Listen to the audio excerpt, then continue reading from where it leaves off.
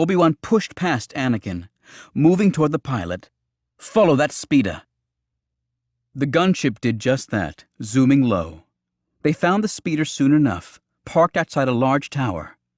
The gunship skimmed to a stop, moving a bit lower, and Anakin and Obi-Wan leapt out, rushing to the tower door. Hardly pausing, Anakin burst through, lightsaber in hand, entering a huge hangar with cranes and control panels, tugships, and workbenches. They found Count Dooku inside, standing at a control panel, working some instruments. A small interstellar sailship sat nearby, a graceful shining craft with a circular pod set on 2 lander legs, the retracted sails sweeping out to narrowing points behind it like folded wings. "You're going to pay for all the Jedi you killed today, Dooku," Anakin yelled at him, moving in determinedly. Again, he felt the tug of a determined Obi-Wan holding him back. "We move in together," Obi-Wan explained. "You slowly on the—" "No! I'm taking him now!" And Anakin pulled away and charged ahead. "Anakin, no!" Like a charging reek, the young Jedi came on, his green lightsaber ready to cut Dooku in half. The Count looked at him out of the corner of his eye, smiling as if truly amused. Anakin didn't catch the cue. His rage moved him along, as it had with the Tusken Raiders. But this was no simple warrior enemy. Dooku's hand shot out toward the charging Jedi, sending forth a force push as solid as any stone wall, and a burst of blue force lightning unknown to Jedi charged all about the trapped and lifted Jedi Padawan. Anakin managed to hold on to his lightsaber as he went up into the air, held there by the power of the Count.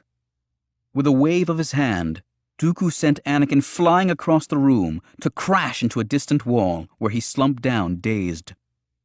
"As you can see, my Jedi powers are far beyond yours," Dooku said with complete confidence and calm. "I don't think so," Obi-Wan countered, moving toward him in a more measured and defensive manner, his borrowed blue lightsaber held across his body diagonally, up over one shoulder. Dooku smiled and ignited a red glowing blade. Obi-Wan stepped slowly at first, then came on in a sudden rush, his blue blade coming in hard, right to left. But with only a slight movement, the red blade stabbed under the blue, then lifted up, and Obi-Wan's blade went flying harmlessly high of the mark. With a slight reversal of his wrist, Dooku stabbed straight ahead, and Obi-Wan had to throw himself backward. He brought his lightsaber across as he did, trying to parry, but Dooku had already retracted his blade by then and had settled back into perfect defensive posture. Against that posture, Obi-Wan's sudden flurry of attacks seemed exaggerated and inefficient, for Dooku defeated each, one after another, with a slight parry or dodge, seeming barely to move. For while Obi-Wan and most of the Jedi were sword fighters, Count Dooku was a fencer, following an older fighting style, one more effective against weapons like lightsabers than against projectile weapons like blasters. The Jedi on the whole had abandoned that old fighting style, considering it almost irrelevant against the enemies of the present galaxy. But Dooku had always held stubbornly to it, considering it among the highest of fighting disciplines. Now, as the battle played out between the Count and Obi-Wan, the older way showed its brilliance. Obi-Wan leapt and spun, slashing side to side, chopping and thrusting, but all of Dooku's movements seemed far more efficient. He followed a single line front and back, his feet shifting to keep him constantly in perfect balance as he retreated, and came on suddenly with devastating thrusts that had Obi-Wan stumbling backward. "Master Kenobi, you disappoint me," the Count taunted. "Yoda holds you in such high esteem."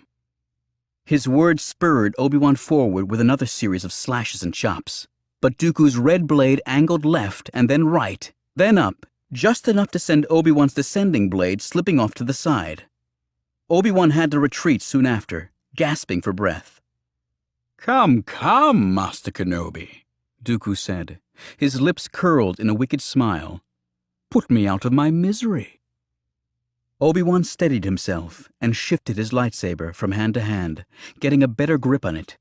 Then he exploded into motion, coming on again fiercely, his blue lightsaber flashing all about.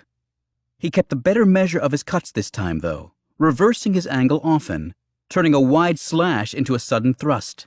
And he soon had Dooku backing, the red blade working furiously to keep Obi-Wan at bay.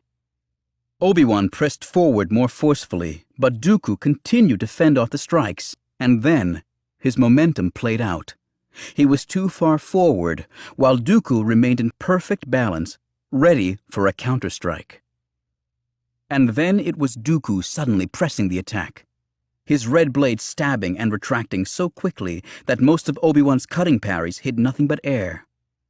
Obi-Wan had to jump back, and then back again, and again, as those thrusts moved ever closer to hitting home. Dooku stepped forward suddenly, stabbing low for Obi-Wan's thigh. Down went the blue blade to intercept, but to Obi-Wan's horror, Dooku retracted his weapon and thrust it right back out, up high and across the other way. Obi-Wan couldn't get his weapon back to block, nor could he slide back fast enough. Dooku's red blade stabbed hard into his left shoulder, and as he lurched back, Dooku retracted the blade and stabbed along its original course, digging into Obi-Wan's right thigh. The Jedi stumbled backward, tripping and crashing hard against the wall, but even as he fell, Dooku was there, his red blade rolling over and inside Obi-Wan's blade, and with a sudden jerk, he sent Obi-Wan's lightsaber bouncing across the floor. "And so it ends," Dooku said to the helpless Obi-Wan.